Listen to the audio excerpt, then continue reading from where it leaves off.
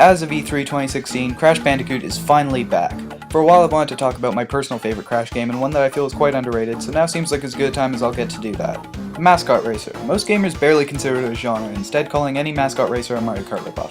Heck, TV Tropes even lists Mascot Racers as also known as Mario Kart clones. Mario Kart wasn't the first combat racing game or the first kart racer, but as far as I can tell it was the first to combine the two. Mario Kart's popularity spawned a huge number of similar games to be made. The one I want to talk about today is Crash Nitro Kart on the Game Boy Advance, because I don't think this game should be written off as just another cash-in on this popular trend. The game is a port of its namesake on PS2, Xbox, and GameCube. I haven't played much of the original, but from what I've read, it has far fewer selling points than the GBA version. Granted, the console version has better graphics and more modes, but the GBA version boasts more characters, including all of the boss characters and Spyro the Dragon. And it seems now Spyro has returned the favor, so you know which game to thank for that. More importantly, the GBA version has much better controls than on console, and personally I enjoyed the soundtrack more in the GBA. The tracks are compressed and much shorter than on console, but I find the melodies somewhat more memorable.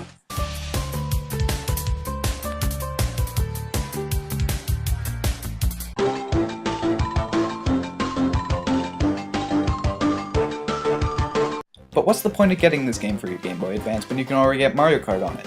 Well, here's my unpopular opinion. Mario Kart on the GBA isn't very good. Allow me to explain myself. I personally always found the way Mario Kart Super Circuit controls very floaty, and power sliding doesn't help that at all, so it's pretty useless.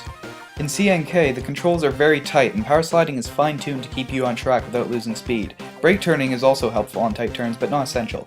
Overall, this makes the controls really satisfying. CNK also has the upper hand content-wise. It has more characters, and while it doesn't have quite as many tracks, it has a full story mode. And to top it off, CNK has some pretty cool secrets, like Fake Crash being a hidden character that you find outside one of the tracks. So while by all appearances you might think this is just another Mario Kart clone, I think it's something special.